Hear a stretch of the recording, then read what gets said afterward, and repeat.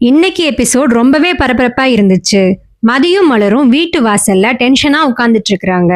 அதுக்கு அடுத்ததா தங்கராஜ் வீட்டை காட்டுறாங்க. தங்கராஜ் வீட்டுல இருக்கிற ஒரு கல்யாண பத்திரிக்கைய கையில எடுத்து வச்சுக்கிட்டு ரேவதி கிட்ட இந்த கல்யாணத்துக்கு நீ போயிட்டு வந்துடுன்னு சொல்றாரு. ஏங்க நீங்க வராம நான் எப்படி போறது? அங்க எனக்கு யாரையுமே தெரியாது, நான் போகலன்னு சொல்றேன். வீடு தேடி வந்து இன்விடேஷன் கொடுத்துட்டு போயிருக்காங்க, போகலைன்னா தப்பாயிடாதான்னு கேக்குறான். ஒரு நாளைக்கு 9 கல்யாணம் நடக்குது, எல்லாத்துக்கும் நானே போக முடியுமா? நீ போன்னு சொல்றான். ரேவதியும் சரின்னு சொல்லிட்டா. அப்ப தங்கராஜ்க்கு கால் வருது. அவனோட மாமனார் தான் கால் பண்றாரு. என்ன மாமா சொல்லுங்கன்னு சொல்றான். எங்க ஒரே பிரச்சனை மாப்ள.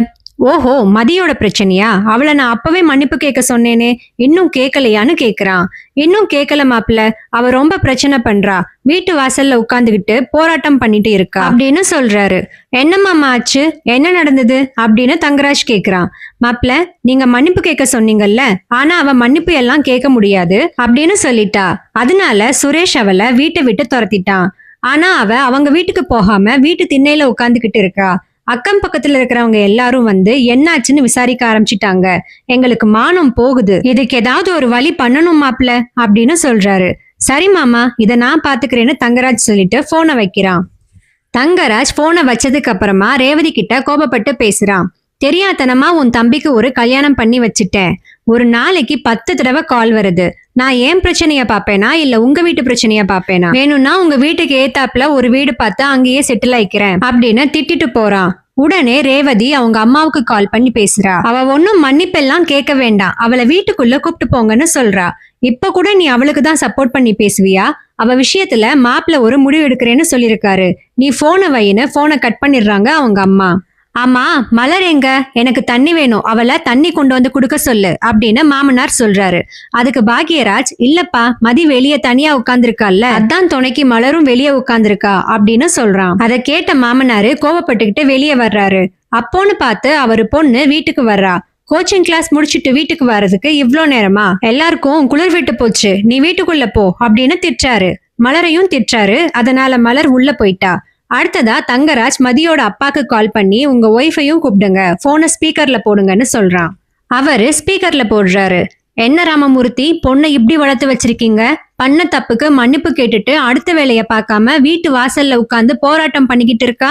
எங்க மாமனாருக்கு அந்த ஏரியால எவ்வளவு செல்வாக்கு தெரியுமா? ஆனா இவளால அவர் இன்னைக்கு தலை குனிஞ்சு நிக்கிறாரு. உங்களுக்கு இதுதான் லாஸ்ட் வார்னிங். ஒழுங்கா நல்ல அப்பா அம்மாவா உங்க பொண்ணுக்கு புத்திமதி சொல்லி மன்னிப்பு கேட்டு வீட்டுக்குள்ள போக சொல்லுங்க. இல்ல நான் இப்படிதான் திமிர் பிடிச்சு ஆடுவேன்னு சொன்னா உங்க வீட்டுக்கு உங்க கூடவே கூட்டிட்டு போயிடுங்க அப்படின்னு சொல்லிட்டு போனை வச்சிட்டான். மதியோட அப்பா மதி மேல கோபப்படுறாரு. அவளுக்கு நல்லா வாழணும்ன்ற எண்ணமே இல்லையா, ஏன் இப்படி நடந்துக்கிறான்னு மதிய திட்டுறாரு. அப்போ மதியோட அம்மா, இல்லைங்க அவ இவ்ளோ தூரம் பிடிவாதம் பிடிக்கிறானா அப்போ அங்க என்னமோ தப்பா இருக்கு, நம்ம முதல்ல போய் என்னன்னு பாத்துட்டு வந்துடுவோம் வாங்கன்னு கூப்பிடுறாங்க. இரு நானே போய் கூட்டிட்டு வரேன் அப்படின்னு அவ அப்பா கிளம்பி போறாரு. அடுத்த சீன்ல சுரேஷ் டியூட்டி முடிஞ்சு வீட்டுக்கு வந்துட்டான். மதி வெளியே உட்கார்ந்துட்டு இருக்கிறத பார்த்துட்டு, என்ன நீ இன்னும் கிளம்பலையா, எங்கேயாவது போக வேண்டியதானே அப்படின்னு கொஞ்சம் கூட பொண்டாட்டின்ற பாசமே இல்லாம திட்டுறான். ஆனா மதி எதுவுமே பேசாம அமைதியா உட்கார்ந்துட்டு இருக்கா. அப்போ மதியோட அப்பா ஆட்டோல மதி வீட்டுக்கு வர்றாரு. வாங்க, உங்களுக்காக தான் வெயிட் பண்ணிட்டு இருக்கோம், உள்ள வாங்கன்னு மாமனார் அவரை வீட்டுக்குள்ள கூட்டிட்டு போறாரு. என் பொண்ணு என்ன தப்பு பண்ணிருந்தாலும் அவளை நீங்க வீட்டை விட்டு வெளியே அனுப்பியிருக்க கூடாது அப்படின்னு அவங்க அப்பா அவங்க மேல கோபப்படுறாரு. நாங்க ஒன்னும் அவளை வெளியே அனுப்பல, அவளாதான் போய் வெளியே உட்கார்ந்துட்டு இருக்கா.